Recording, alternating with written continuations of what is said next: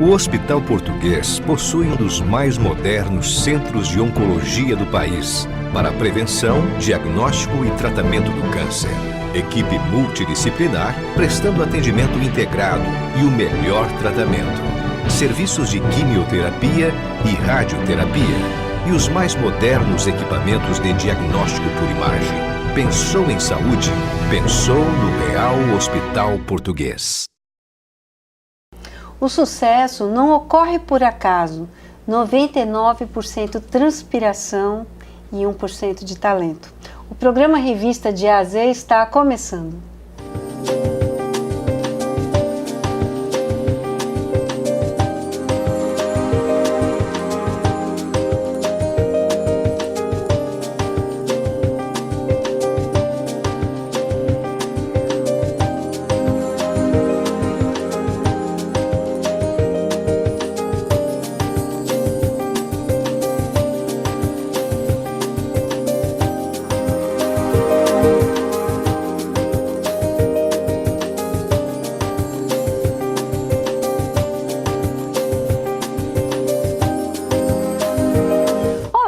Eu sou Ana Cláudia Torpe e este é o programa Revista de A a Z, que você já conhece, mas agora com uma grande novidade. A partir do dia 1º de julho, em novo horário. Isso mesmo, de segunda a sexta-feira, às 11h30 da noite, você tem um encontro marcado comigo aqui, no programa Revista de A a Z. Conto com você.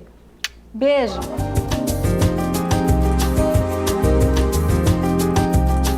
O meu convidado de hoje é o desembargador Jones Figueiredo, que veio conversar conosco sobre a recente mudança da documentação para a realização do casamento civil. Tudo bem, desembargador? Tudo bom, Ana. Satisfação estar contigo. É um prazer recebê-lo aqui, viu? Obrigado. Desembargador, primeiramente eu gostaria que o senhor esclarecesse se há alguma diferença na documentação de quem vai se casar pela primeira vez e quem é divorciado. A certidão de nascimento, ela contempla um documento que tem a sua permanência e validade.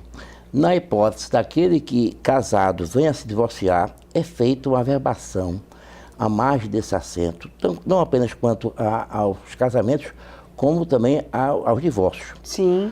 De forma que, nessa hipótese do divorciado, efetivamente que haverá necessidade de se apresentar não a certidão de nascimento, mas a certidão de casamento com a averbação do divórcio.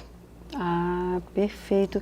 E para fazer um casamento civil, o que mudou nesse processo? O Código Civil, ele, entre os documentos que instrui o requerimento para habilitação de casamento, aponta exatamente a certidão de nascimento. Certo. Sem prazo de validade. Não há exigência no Código Civil quanto à atualização da certidão que deverá instruir o pedido. Do mesmo modo, a Lei de Registros Públicos também não faz essa exigência. Certo. Antes, todavia, no Código de Normas da Corregedoria, havia uma referência de exigir-se uma certidão atualizada de até 90 dias. Essa exigência meramente administrativa impunha aos nubentes um ônus. E nós temos de imaginar que a sociedade ela melhor se organiza acreditando nas pessoas. Qual seria a razão dessa exigência de uma certidão com prazo de validade ou atualizada? É que, por hipótese, poderia uma pessoa casada pretender casar-se com outra, independentemente da impossibilidade jurídica e, consequentemente, incidir no crime de bigamia. Mas isso não são situações recorrentes. A estatística demonstra que são situações extravagantes. E não se poderia, então, por exceção, fazer essa exigência de que todas as pessoas de boa fé pudessem... O que sucede é que, com o casamento, o oficial do registro fará comunicar ao oficial do registro onde a pessoa nasceu para que seja feita a averbação do casamento contraído. Sim. E aí, nessa hipótese, se a pessoa for casada, não haverá possibilidade de se fazer a outra averbação. Novamente, per-se-á, né? Pela nulidade do ato e, consequentemente, a pessoa virá saber, então, somente então, que será casado com alguém já casado. Mas situações excepcionais, extravagantes, não podem a bom rigor, exigir que todas as pessoas que estejam solteiras possam apresentar, por isso mesmo, uma certidão mais nova.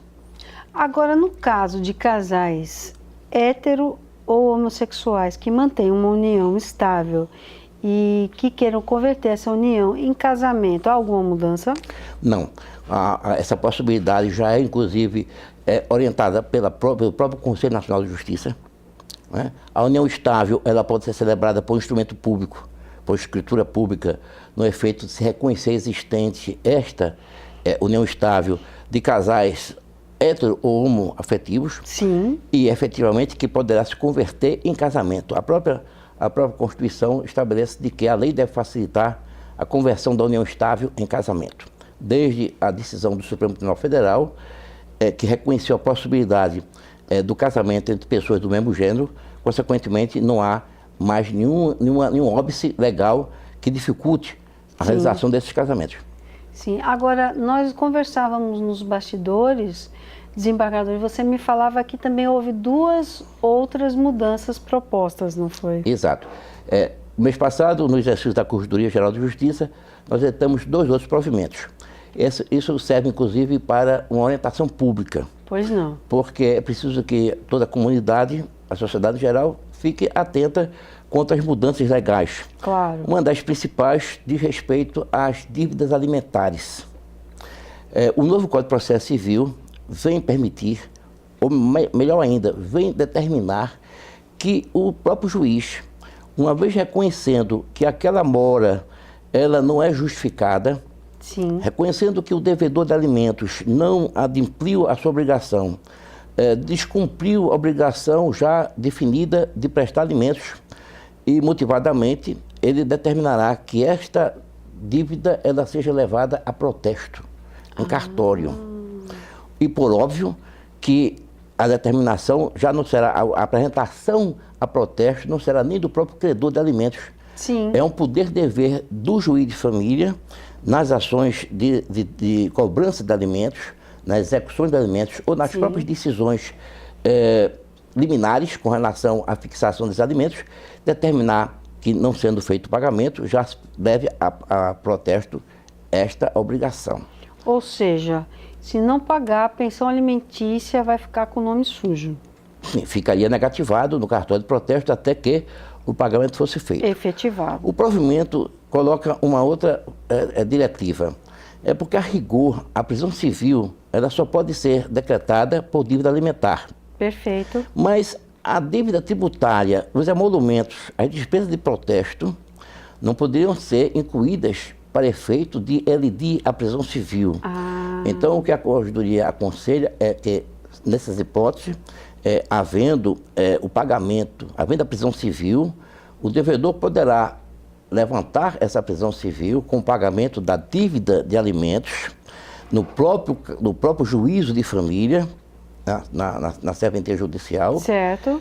efetivamente livrando-se da prisão civil, sem prejuízo, todavia, de se manter o protesto do título enquanto o mesmo devedor não vier satisfazer as obrigações perante o ofício de protestos. Perfeito. São situações bem São estandardizadas, né? distintas, mas que dá uma dinâmica melhor para que as pessoas saibam realmente como proceder.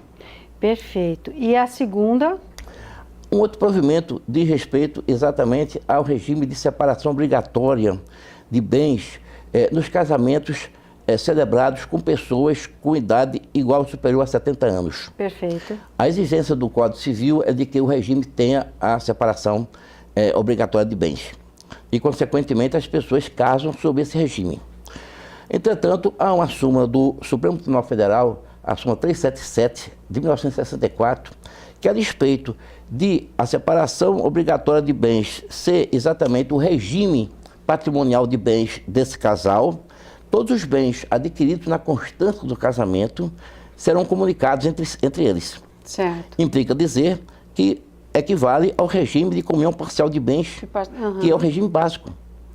E essas pessoas não ficam cientes, esclarecidas pelo oficial do registro, quanto à possibilidade de pactuar, através de um instrumento, um pacto antinupcial, sobre a separação convencional de bens, definindo-se então, na hipótese, que esses bens havidos antes do casamento não se comunicam, mas também aqueles outros futuros que vierem ser existentes também não se comunicarem para o casal.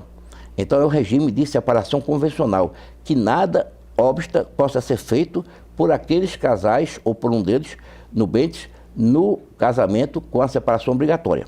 Esse provimento vem dar exatamente essa orientação para que não apenas os nubentes, mas os próprios oficiais de registro sejam esclarecidos sobre isso. É importante ficar atento a essas mudanças, porque essas mudanças podem influir na vida de muitas pessoas, não é verdade, desembargador? Sem dúvida. Qualquer dúvida que o telespectador tenha, existe um canal para que ele possa fazer uma consulta? O canal é com o juiz auxiliar dos serviços extrajudiciais na Corregedoria Geral da Justiça. Perfeito. A corregedoria funciona no Fórum Tomás de Aquino, né, no centro da cidade. Desembargador Jones Figueiredo, foi um prazer recebê-lo aqui. Eu quero agradecer a sua entrevista e quero dizer que qualquer novidade estamos aqui abertos. Tá, eu agradeço também. O seu programa é um instrumento de informação pública de relevante interesse, de modo que eu me coloco sempre à disposição para qualquer esclarecimento que for necessário. Nós agradecemos muito, foi um prazer recebê-lo. Tá, muito obrigado também, Ana. Muito obrigada. E Obrigado você também. continua acompanhando agora o momento do Real Hospital Português.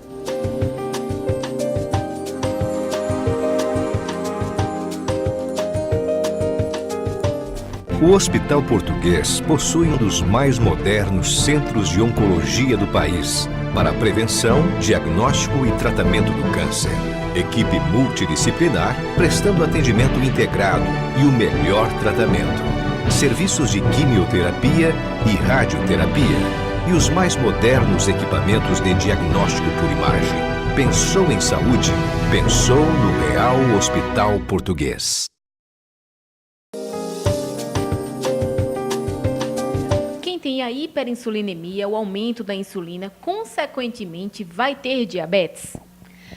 Não, Renata, veja bem, a hiperinsulinemia, na verdade, se faz presente em pacientes que têm um comportamento ou um estilo de vida compatível com o risco de diabetes, ou seja, a hiperinsulinemia geralmente se encontra em pacientes que estão acima do peso, que são sedentários, não se exercitam, que comem errado, ou seja, comem alimentos com alto índice glicêmico, que são principalmente os doces e as massas, aquelas à base de trigo, principalmente, e por consequência, esse hábito de vida errado, ou seja, o sedentarismo e erro alimentar, ele vem a desenvolver um excesso de produção de insulina, que se isso se tornar uma constante, pode vir a desencadear o diabetes tipo 2. Olá, eu sou Ana Cláudia Torpe e este é o programa Revista de AZ, que você já conhece, mas agora com uma grande novidade. A partir do dia 1º de julho, em novo horário. Isso mesmo, de segunda a sexta-feira, às 11h30 da noite, você tem um encontro marcado comigo aqui, no programa Revista de AZ. Conto com você. Beijo.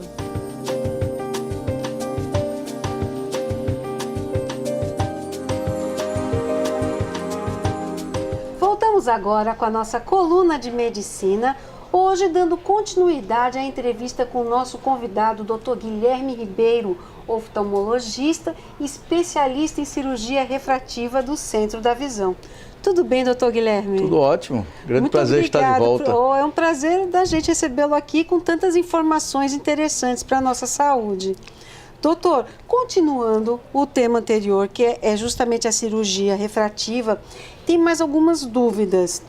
Eu queria, mas antes da gente entrar nessas dúvidas, para quem perdeu a entrevista passada, eu queria pedir para você repetir o que é uma cirurgia refrativa. Bom, cirurgia refrativa é uma cirurgia que se propõe a tirar a dependência da refração do olho, ou seja, abolir o óculos ou lente de contato e tentar zerar o grau. Tentar zerar o que popularmente o pessoal chama, zerar o grau. Olha aí, gente. Doutor, tendo miopia e astigmatismo, a cirurgia trata as duas deficiências? Sim, a cirurgia refrativa hoje tira qualquer tipo de grau. A miopia junto com astigmatismo, a hipermetropia junto com astigmatismo, são totalmente retiradas com a operação feita com o laser, o Exime Laser. Exime Laser. É. Fala um pouquinho sobre esse laser, doutor. Esse é o laser que é usado na cirurgia principal refrativa, que é o LASIK. Perfeito. Agora, o que acontece durante a cirurgia? O paciente mexe os olhos? Como é que funciona essa cirurgia, doutor? Bom, essa cirurgia é uma cirurgia extremamente moderna. Essa é uma cirurgia totalmente indolor, rápida, é uma cirurgia que demora alguns minutos. O paciente, claro, tem o receio de ficar mexendo e existe uma tecnologia muito nova que se chama AirTrack, que faz com que o computador acompanhe o movimento dos olhos. Ai, que fantástico. E torne essa cirurgia completamente segura. Doutor, adorei. Vamos lá. Primeiro, não dói? Não dói.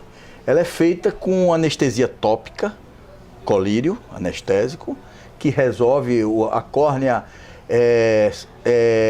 aceita como anestesia muito bem o colírio. Excelente. E a pessoa tem uma... E pode mexer o olho, porque assim não tem como parar exatamente, não tem esse controle. Não deve né? mexer esses Mas movimentos difícil, né, grandes, mas os micros movimentos que o olho nosso tem, É possível. é possível porque o aparelho ele tem uma tecnologia que acompanha o movimento do olho. Doutor Guilherme, outra coisa que você falou, que me chamou a atenção, gente, ele falou alguns minutos. É isso mesmo, doutor?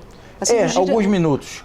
Ele não mais do que 10 minutos de cirurgia, Fantástico. incluindo todos os procedimentos. Fantástico. Agora, com quanto tempo após a cirurgia pode-se voltar às atividades normais? Essa cirurgia, ela não atrapalha muito a vida profissional e de estudante. Você respeitando os 2 primeiros dias, você praticamente volta às atividades de trabalho, de estudo normais.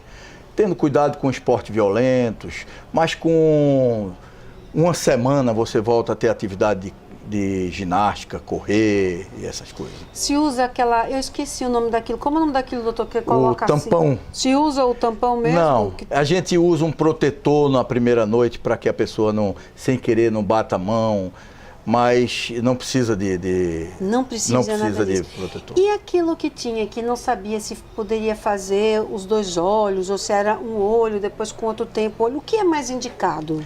Bom, a gente tem como procedimento de protocolo atualmente, há muitos anos, se faz os 2 olhos no mesmo momento. Olha, gente, que fantástico. E a gente sai de lá enxergando normalmente já. Com algumas horas, alguns minutos, a pessoa já volta a ter uma visão. Não existe um edema, pequeno edema, que dá um embaçamento, mas com 24 horas você já está enxergando bem, sem problema. Sem óculos. Sem óculos. Gente, a gente em alguns minutos pode se livrar do óculos. Exatamente. Fantástico, doutor. Doutor Guilherme, o pessoal que está nos assistindo em casa quer saber um pouco mais sobre o assunto ou entrar em contato, como é que pode fazê-lo? Pode ligar para o número 21 23 16 78, que lá o pessoal vai atender com todo prazer. Doutor Guilherme, tem mais algumas dúvidas, mas o nosso tempo é pequeno em TV, você sabe. Então eu quero fazer um novo convite. Você topa ficar aqui mais uma semana? Com certeza. Opa, gente, então vamos aproveitar Será um prazer. essa boa vontade do doutor Guilherme e nos esclarecer essas dúvidas. Semana que vem tem mais. Ok, muito obrigado pelo convite. Muito obrigada, nós que agradecemos. Boa noite. É isso aí, tá vendo, gente? É fácil, é simples. Não perca, semana que vem a gente tira o restinho das suas dúvidas. Até já.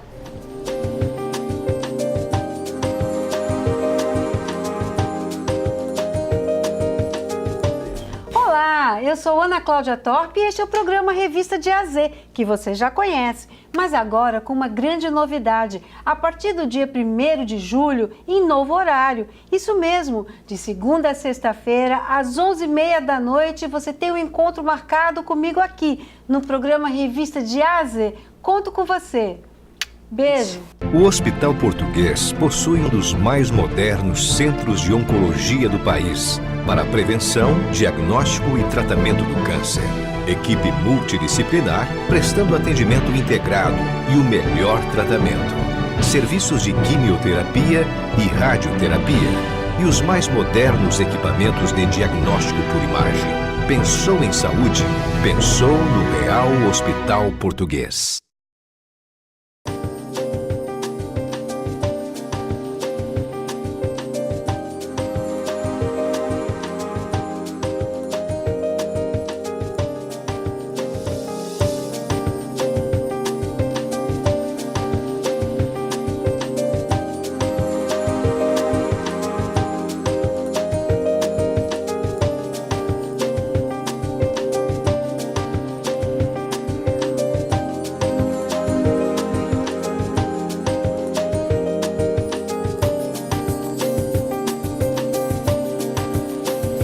E eu vim falar sobre a linguagem e o encantamento das cores. A palestra é justamente sobre isso, dando munição aos arquitetos de associar sensações a tendências cromáticas para eles explicarem aos clientes deles o porquê de cada cor em cada ambiente.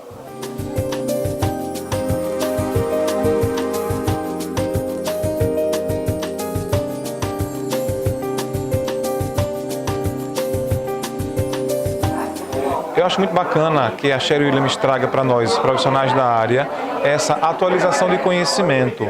É uma forma que tem da gente se aproximar mais da empresa e a empresa trazer para a gente atualização. Nem sempre nós temos tempo de estar indo atrás de informação pela dinâmica do dia a dia. Então isso oportuniza a gente a estar mais antenado para as tendências de 2017, 2018 e é muito bacana poder estar participando desse movimento.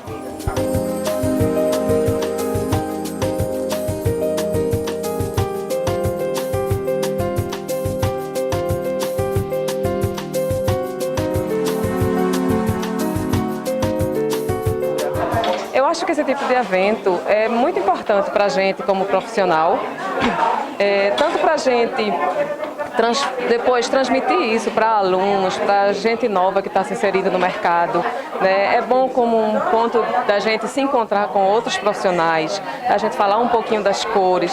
Então é bem interessante e também como profissional arquiteta que tem projetos, que atendo clientes, para a gente estar sempre atualizada com as tendências e apresentar isso nos projetos para os nossos clientes.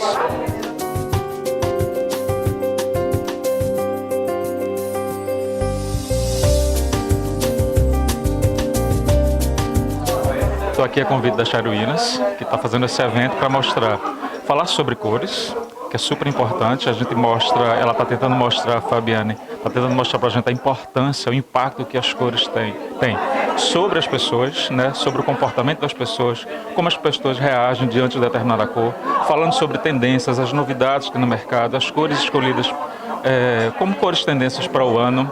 Então esse convite, ele ajuda a gente a dar uma reciclada, ajuda a gente a se confraternizar com os nossos amigos e colegas, os nossos parceiros, a entender um pouco mais sobre a importância da cor, tanto no projeto quanto na escolha desta cor para determinado cliente. Então eu acho que esse momento de reciclar informações é super importante. Então a Sherry Williams está de parabéns pela essa iniciativa.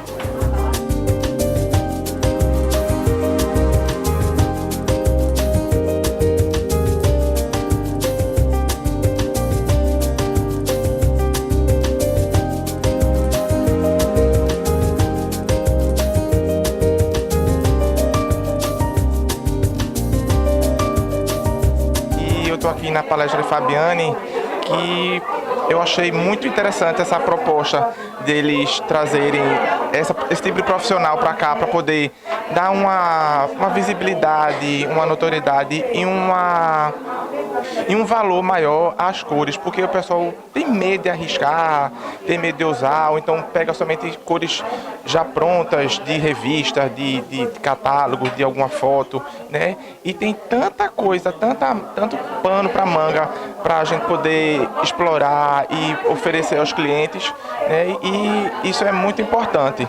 E eu acho que isso deveria ter pelo menos uma vez ao ano ou uma vez no semestre para poder não só trazer os profissionais também da área, mas também curiosos ou os próprios clientes que estão reformando algum apartamento ou uma casa e tem medo de usar alguma cor ou de combinar alguma coisa. Eu acho pertinente, acho válido essa iniciativa daqui da Sharing de ter trazido uma profissão dessa.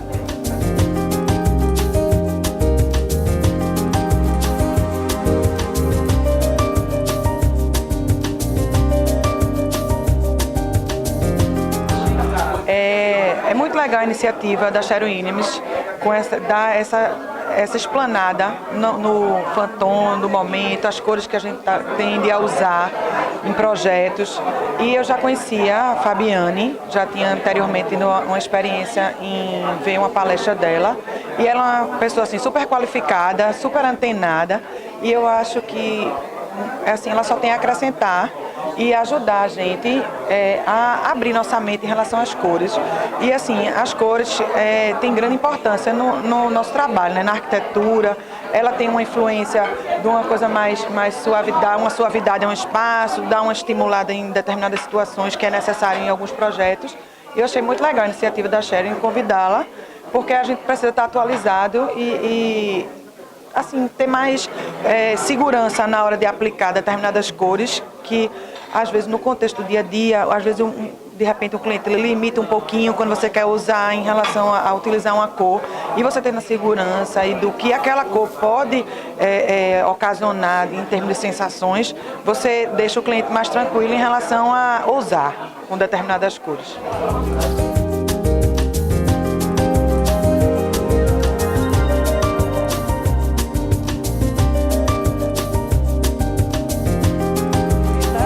Estamos aqui a convite da Sharing para uma palestra sobre cores, as cores da moda, as tendências que ela trouxe de Milão.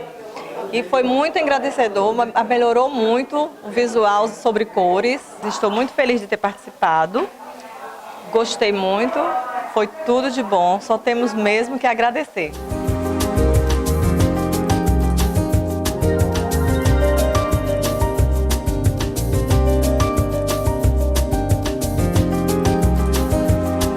Estamos aqui hoje passando uma tarde maravilhosa com Fabiane, aqui na Sharing Williams, e aprendendo muito sobre o significado das cores, o que é que elas passam para a gente, né, com relação a toda essa fundamentação em função daquilo que a gente escolhe, daquilo que a gente combina, para passar um pouquinho mais de segurança e de criatividade para o nosso cliente.